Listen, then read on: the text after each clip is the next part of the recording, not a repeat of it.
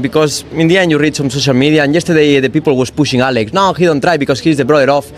And today Marco don't try. I mean, this is racing mates, and this is something that the people.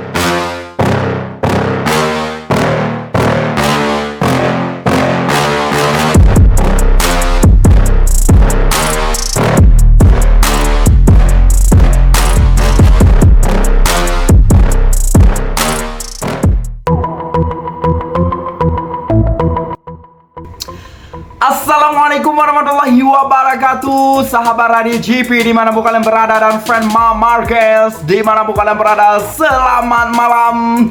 Sebelumnya kita bersalawat dulu seperti biasa. Allahumma salli ala Sayyidina Muhammad, Allahumma salli ala Sayyidina Muhammad, Allahumma salli ala Sayyidina Muhammad sallallahu alaihi wasallam. Welcome back to my channel Radio GP.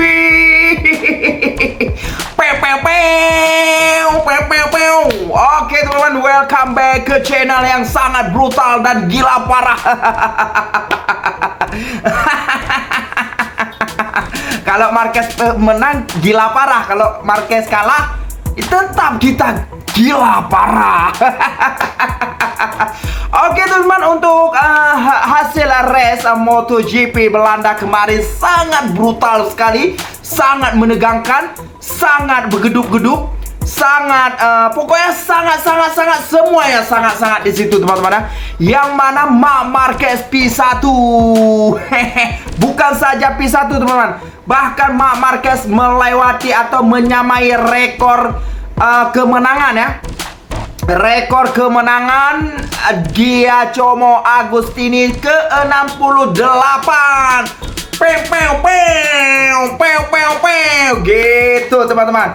Jadi di sini teman-teman banyak sekali ya komentar-komentar yang mengatakan, Min, kenapa nggak bilang si Marco Bezzecchi melewati Marquez? Kenapa? Karena Marco Bezzecchi mengawal Marc Marquez seperti Alex Marquez katanya ya.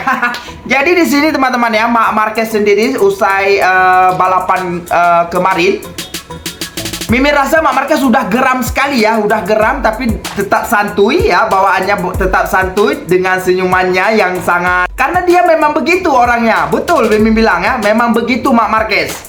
Kenapa?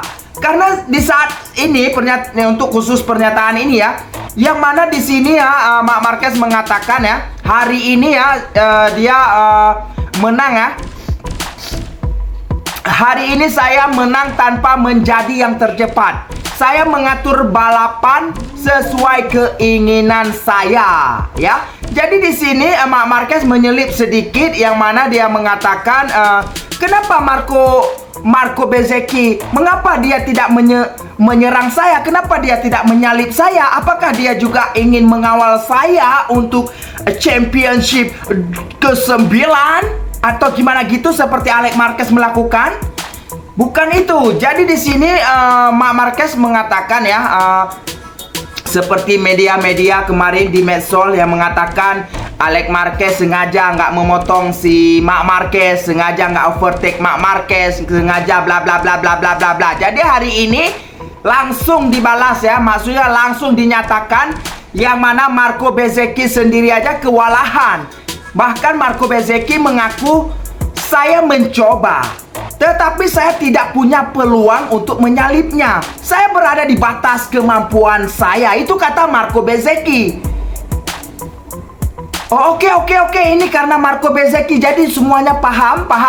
Jadi kalau Alex Marquez yang mengatakan begini, apa orang mengatakan apa? Sengaja bilang aja nggak mau nyalip abangnya, bla bla bla bla bla. Kalau emang udah nggak suka ya nggak suka, memang gitu. Walaupun gitu ya, seperti Mimin ya, memang cara penyampaian Radio GP memang begini itu ya, ramai orang nggak suka. Kenapa? Karena memang dasar nggak suka, jadi nggak ramai yang nontonnya. Padahal cara penyampaian Mimin itu seperti ada unsur hiburan di sini, ada unsur tekanan atau gimana gitu ya biasa lah ya nggak gitu, pokoknya gitu. Jadi di sini Marc Marquez mengatakan Pada akhirnya jika pembalap terdepan berada pada level yang sangat setara di lintasan balapan yang sangat sempit ini, Anda tidak dapat menyerang pembalap terdepan. Jadi kemarin saya membela Alex dengan cara terbaik, dan hari ini saya membela Marco dengan cara terbaik. Dan saya tahu mereka lebih cepat di tikungan 11 dan 12. Itu yang merupakan area tercepat dan tersempit. Tikungan sempit, dan kemudian jika Anda berada di jalur yang bagus, mereka tidak dapat menyerang Anda. Dan saya hanya kuat di titik rem. Jadi saya bertahan dengan sangat baik, dan dengan cara itu saya meraih 37 poin. Tapi sekali lagi hormatilah para pembalap MotoGP karena mereka semua membela warna. Mereka membela tim. Mereka dan semua grid ingin menang, tapi masalahnya hanya satu yang menang. Itu yang Marc Marquez katakan. Intinya di sini Marc Marquez membela si Alex Marquez ya. Yang mana yang media-media mengatakan, apalagi pihak sebelah yang mengatakan sengaja Alex Marquez itu nggak menyalip bla bla bla bla bla bla. Pokoknya udah dijelaskan sedetail itu oleh Marc Marquez, tetap aja mereka ngeyel. Pokoknya ini udah dijelaskan oleh Marc Marquez lagi ya. Kita lihat Marco Bezzecchi apa yang dibilang. Sejujurnya saya satu-satunya peluang nyata untuk menyerang Marc adalah saat mengerem di tikungan terakhir. Di sana saya menyalip Pecco dan Alex, tetapi Marc lebih cepat di tikungan 15 dan saya selalu menyalipnya di tempat yang salah. Apakah Anda pernah benar-benar mempertimbangkan untuk menyalipnya? Kata presenter. Sejujurnya, satu-satunya titik di mana saya mempunyai peluang nyata untuk menyerangnya adalah saat mengerem di tikungan terakhir. Di sana, saya menyalip Pecco dan Alex, tetapi mereka lebih cepat di tikungan 15 dan saya selalu menyalipnya di tempat yang salah. Terkadang saya begitu dekat sehingga slipstream membuat saya terlempar saat saya mengubah arah. Saya mencoba, tetapi saya tidak punya peluang nyata untuk menyalipnya. Apakah Anda merasa hampir? Ditanya lagi. Iya, saya mempertimbangkan beberapa kali, tetapi saya tidak pernah cukup dekat. Saya mencoba mempelajarinya dengan baik untuk mempersiapkan sesuatu untuk akhir. Tetapi putaran demi putaran berlalu, dan ia semakin membaik. Saya berada di batas kemampuan saya sepanjang balapan. Ini pernyataan dari si Marquebo, ya. Yang mana dia kewalahan menghadapi Marc Marquez. Oke, fine. Sudah sampai saat ini aja belum paham, Mimin udah nggak tahu mau bilang apa lagi ya. Oh, ada juga pasti ngenyel juga.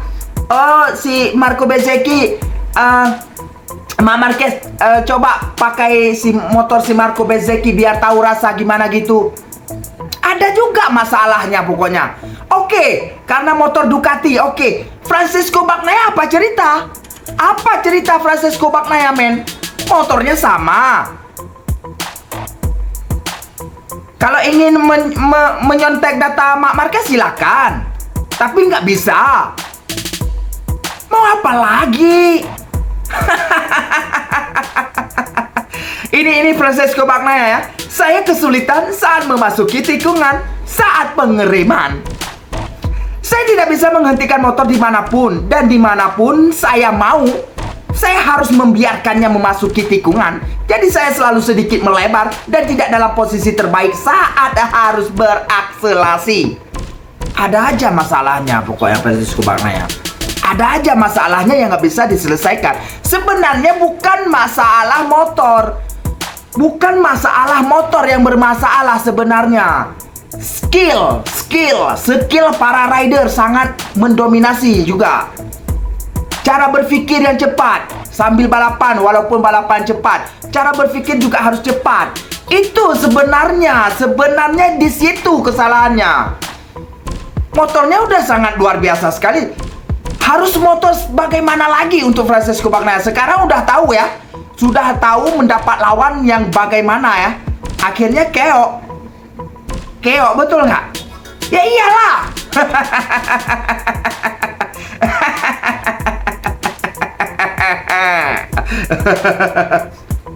Davide Tardozi, Marc Marquez mempunyai bakat untuk mengelola ban. dia semakin berbahaya bagi para pesaingnya. Unbelievable. Davide Cardozi main ngomongnya gitu, bukan Mimin. Saya pikir Marc Marquez telah menemukan kepercayaan diri yang istimewa di atas motor dan dapat diharapkan untuk berjuang meraih kemenangan di setiap sirkuit. Bagaimana Anda menilai akhir pekan Marc Marquez di Essen, Kak? Ditanya presenter. Saya pikir Marc Marquez telah menemukan kepercayaan diri yang istimewa di atas motor dan dapat diharapkan untuk berjuang meraih kemenangan di setiap sirkuit.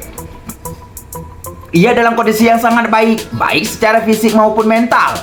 Dan kedewasaannya saat ini setelah semua yang telah dialami dalam beberapa tahun terakhir jelas dalam manajemen balapannya. Apakah menurut Anda tidak ada lagi titik lemahnya? Selalu ada beberapa, seperti halnya semua pengemudi. Namun yang menonjol darinya adalah profesionalismenya. Cara ia bekerja dengan para teknisi sangat luar biasa. Kapasitas untuk menganalisis dan beradaptasi ini membuatnya semakin berbahaya bagi para persaingnya. Davide Cardozi, bagaimana pernyataannya? Davide Cardozi, ini kalau Mimin yang ngomong gitu, orang nggak akan percaya. Kenapa? Karena dibilang, lo kan fan Marc Marquez. Udah. Oke, untuk Alex Marquez ya, kasihan sekali kepada Alex Marquez. Di sini ya patah ya. Rupanya teman-teman ya, di sini kata si pihak melihat datanya, katanya melihat data dari Alex Marquez saat jatuh tersebut, di situ ada tekanan rem. Tekanan rem mungkin Mimin nggak tahu juga. Ada yang mengatakan rem Marc Marquez mungkin tersangkut, tertekan atau gimana gitu ya. Pokoknya di datanya disebutkan di situ tertekan ya, ada tekanan pada remnya. Nah, dibilang gitu. Berarti di situ ada tekanan, berarti secara tiba-tiba maksudnya, makanya slip gitu, jatuh Alex Marquez. Kasihan sekali, tangannya patah ya. Meta kapalnya mungkin bisa main, mungkin tidak ya, karena 2 minggu lagi baru race MotoGP Sachsenring. Kapal Sachsenring lagi. Francesco Bagnaia juga mengatakan, aduh, sirkuit selanjutnya pun juga nggak usah dibahas, memang sirkuitnya Marquez. Semua sirkuit Francesco Bagnaia, Marc Marquez sudah acak-acak, ci gitu ya.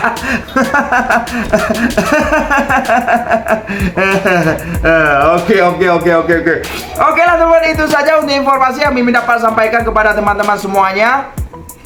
Terima kasih selalu support channel Radio GP. Thank you everybody, I love you.